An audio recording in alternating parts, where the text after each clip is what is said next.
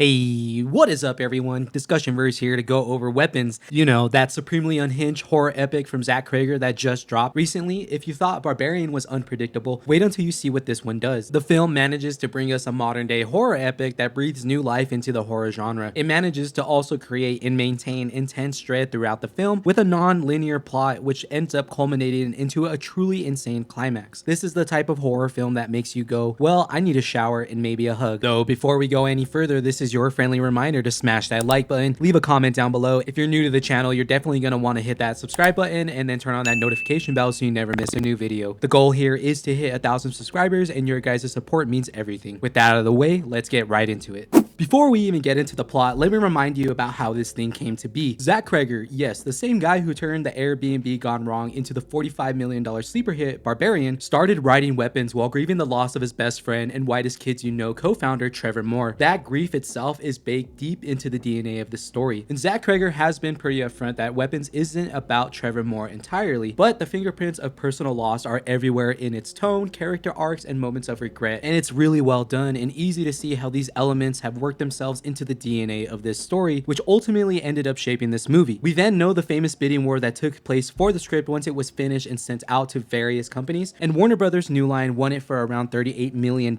This granted Cregger the coveted final cut privilege, and it's known that Jordan Peele ended up firing certain managers from his Monkey Paw Productions team in their failure to secure the rights to Zack Cregger's Weapons. And it's very safe to say that Zack Cregger's earned that bidding war because Weapons is an absolute standout horror film and is a very fresh take within the horror genre itself. Cregger didn't go for a standard A to B plot here. Instead, Weapons is told in 6 interlocking chapters from Justine, Archer, Marcus, Paul, then James, and finally Alex. Think Magnolia or Babel, where each character's POV hands the baton to the next, which then leads to moments that end up making more sense once you've seen the whole picture. And Zack Cregger really knocks this out of the park, and the different chapters tell the full story to unlock more of the nightmare. It's full of blink and you'll miss it details shown in a new light from the new POVs with the different characters. The film has a real knack into turning everyday moments into really ominous situations, and most often these are seen in broad daylight. Critics have called the tonal blend, quote, suburban normalcy laced with black humor, sliding into just pure nightmare. The movie really has some truly scary scenes that will live rent-free in my mind for years to come. Along with this, the movie's threat is truly evil and unrelenting, which is completely felt throughout the film. Enter Glattis. On paper, she's Alex's eccentric, long-absent aunt, though in reality, she's actually a malevolent manipulator running a bizarre magical ritual which involves witchcraft, and that method is disturbing in and of itself. Here's how it works. She takes a personal item from the victim, such as a lock of hair as seen earlier in the movie, or the name tags that Alex Silly steals from his classmates. She then uses remnants of that item and mixes it with a drop of blood, then wraps it around a twig from a certain tree. From there, she ends up snapping the stick in half, and that they end up becoming dormant for Glattis to siphon off of and make herself younger and rejuvenate essentially. But once she snaps that stick, that's all it takes, and they become a living weapon where they are mindless, violent, unstoppable, and essentially weaponized. It's also interesting to note that when Alex is talking with his father about Aunt Glattis and her coming to stay at the house, his father mentions that they have not seen their Aunt Glattis for about 15 years, and she didn't even make it a point to go to the wedding for Alex's parents. This is really important, as when Glattis is first talking with Alex, she mentions to him she has not seen him since he was a little baby. So either there is a discrepancy in what Alex's dad told him, or it's a doing of Glattis. And I would like to think that it's the latter, just because of how evil she really is. And this could be a form of manipulation magic that she is also able to do, considering that she is already dabbling into the black magic and witchcraft as seen in the movie. Moving on, we do then see how Glattis was able to get to Alex's parents while he was away at school and have him under her spell to where they are mindless drones just sitting there near him. It's evident that at that time that she has captured the parents, that she is siphoning their life from them in order to rejuvenate herself and make herself younger. Though she mentions how it's slower and not working like how it did in the past, and for that reason she needs more people in order to siphon off of. That's when Glattis forces Alex into helping her and weaponizes his love for his parents in order to use it against him. We see this moment when Glattis forces his parents to begin to stab themselves in the face repeatedly with a fork. She then has them stop but continues to threaten Alex by telling him she can have his parents attack each other far worse and even eat each other if she wanted them to, for Alex not helping her. Alex is then forced to help by collecting personal items for all 17 kids in his class, and he does this while sneaking away during a gym period, and he collects all the kids' name tags on their personal cubbies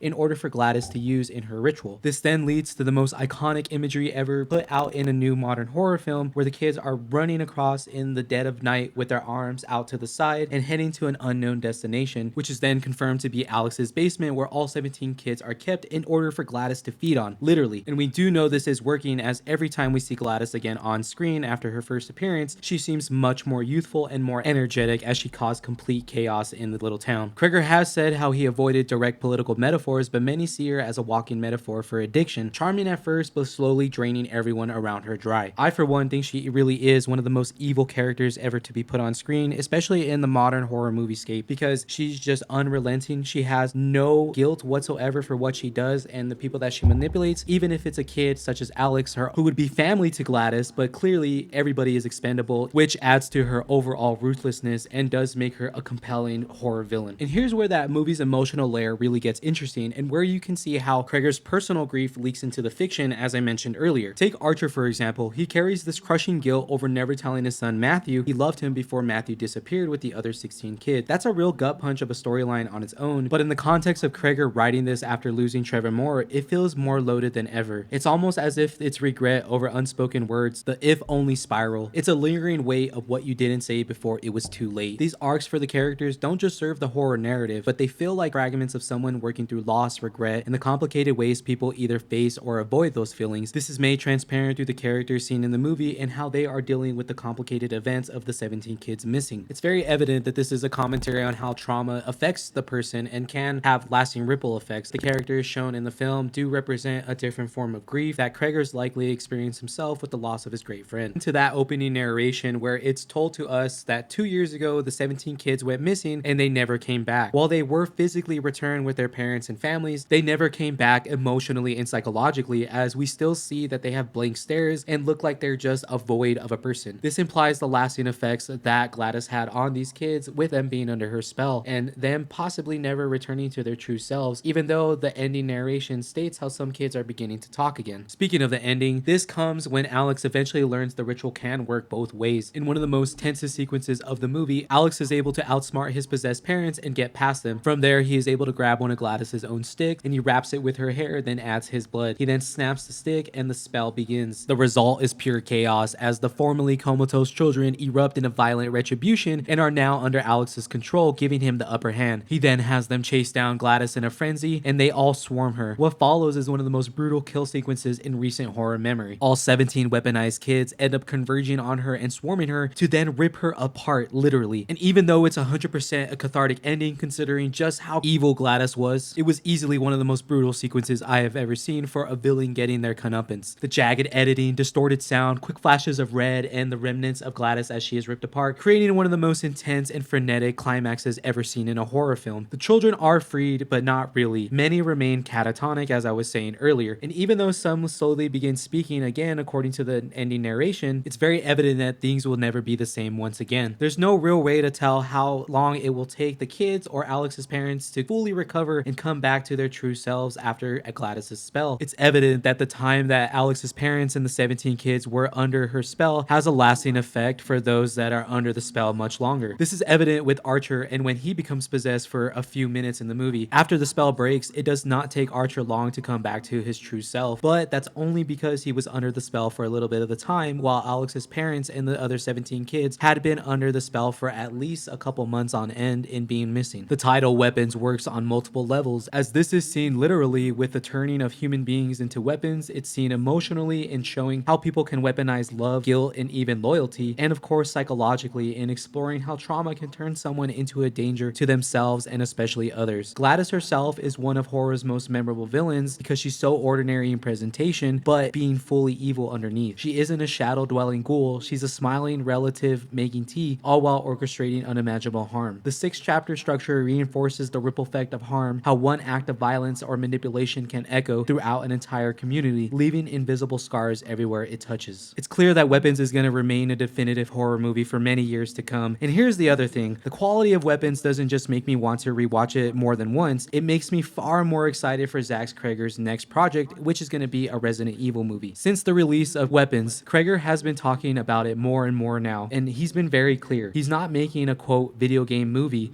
in the traditional sense. He's making a horror story that just happens to live inside the Resident Evil universe. In his own words, he would have made this horror movie anyway because it's awesome. And whether or not Sony approved it as an official Resident Evil project, that was always secondary. So here's what we do know about that. Austin Abrams, who played James, the drug addict in Weapons, has already secured the lead role. The story is said to follow a single character's journey from point A to point B while navigating the Resident Evil world, meaning we're getting a contained boots on the ground perspective. It's important to note that this approach doesn't rule out appearances from established game characters like Leon Kennedy or established game locations, as Krager has been careful to leave that door open. It's a bold way to approach the franchise though, because on one hand it keeps the tension focused and allows fresh storytelling. On the other hand, die-hard fans are already debating it, as some are clearly frustrated that it's not a direct shot-for-shot adaptation of one of the games, arguing that's the only way to quote get it right. And I understand where they're coming from, especially with all the recent terrible Resident Evil movie adaptations and the short-lived Netflix adaptation itself. It's important to get this series right, and I think there's one person that could really do that, and that's going to be Zach Krager. I completely trust him at this point, as Barbarian proved he can shock you without cheap tricks, and Weapons just proved that he can add emotional depth and do things that are out of the box and not have been done before in terms of the structure that he did, a fresh original story, and utilizing other methods in order to create great scares. If anyone can bring Resident Evil to the big screen in a way that will truly resonate with fans and be a successful adaptation, it's gonna be Zach Krager. Wrapping up my thoughts here, Weapons is a horror that finds the uncanny in the familiar, turning everyday normalcy like daylight suburbs, parent-teacher association meetings, backyards, and then twist it with a knife. It's fully about grief, control, and the quiet ways people can be turned into a fully weaponized and unrecognizable version of themselves. So I will leave you all with this. Do you really believe that Glattis was Alex's aunt, or was she just an intruder wearing a family mask? Let me know what you think in the comments and any other theories or ideas that you have about this movie, because it was just a fun, bonkers film. And if you enjoyed this breakdown, you know the deal already. This is your friendly reminder to smash that like button, leave a comment down below. If you're new to the channel, hit that subscribe and turn on that notification bell, because you never want to miss a new video such as this one. Until then, I will see you guys next time. Peace.